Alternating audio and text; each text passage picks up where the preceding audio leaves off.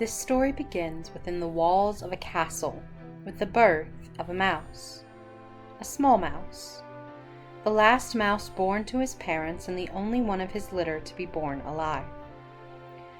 "Where are my babies?" said the exhausted mother when the ordeal was through. "Show me to my babies." The father mouse held the one small mouse up high. "There's only this one," he said. "The others are dead." "Oh, mon Dieu! Just the one mouse baby?" "Just the one. Will you name him?" "All of that work for nothing," said the mother. She sighed. "It is so sad. It is such the disappointment."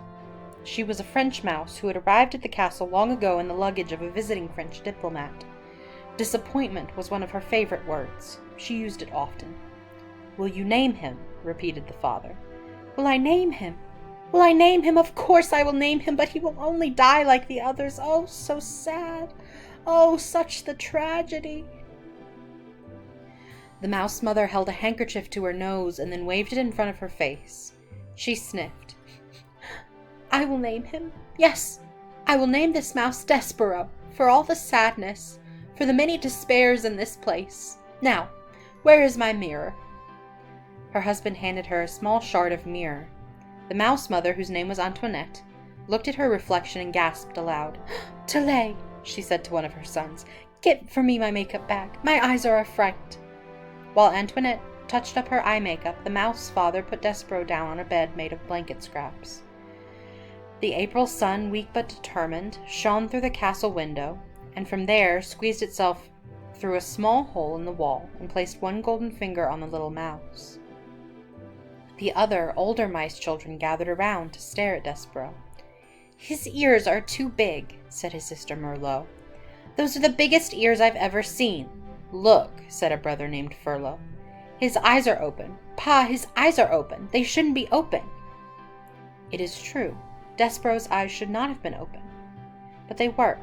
He was staring at the sun reflecting off his mother's mirror. The light was shining onto the ceiling in an oval of brilliance, and he was smiling up at the sight. "There's something wrong with him," said the father. "Leave him alone." Despereaux's brothers and sisters stepped back, away from the new mouse. "This is the last," proclaimed Antoinette from her bed. "I will have no more mice babies.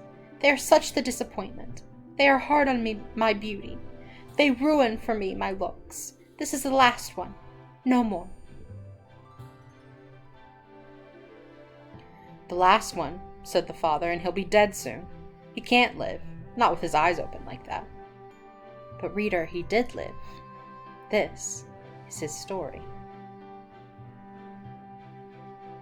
Despereaux Tilling lived, but his existence was cause for much speculation in the mouse community. "He's the smallest mouse I've ever seen," said his Aunt Florence. "It's ridiculous. No mouse has ever been this small, not even a Tilling." She looked at Despereaux through narrowed eyes as if she expected him to disappear entirely. "No mouse," she said again, "ever." Despereaux, his tail wrapped around his feet, stared back at her. "Those are some big ears he's got, too," observed his Uncle Alfred. "They look more like donkey ears, if you ask me." "They're obscenely large ears," said Aunt Florence. Despereaux wiggled his ears. His Aunt Florence gasped. "They say he was born with his eyes open," whispered Uncle Alfred. Despereaux stared hard at his uncle.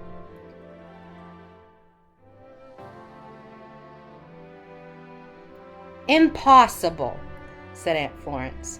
"No mouse, no matter how small or obscenely large-eared, is ever born with his eyes open. It simply isn't done."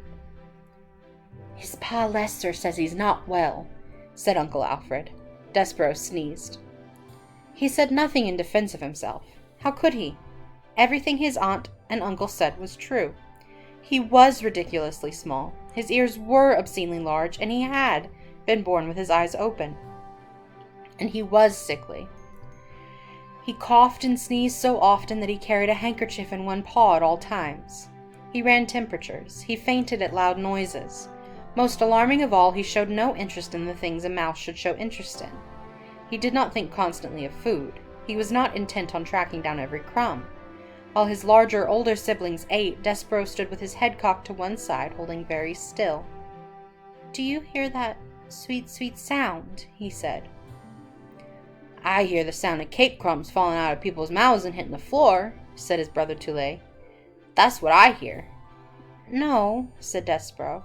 It's something else. It sounds like, honey. You might have big ears, said Tule, but they're not attached right to your brain. You don't hear honey. You smell honey when there's honey to smell, which there isn't. Son, barked Despereaux's father, snap to it. Get your head out of the clouds and hunt for crumbs. Please, said his mother, look for the crumbs. Eat them to make your mama happy. You are such the skinny mouse. You are a disappointment to your mama. Sorry, said Despereaux. He lowered his head and sniffed the castle floor. But reader, he was not smelling. He was listening with his big ears to the sweet sound that no other mouse seemed to hear.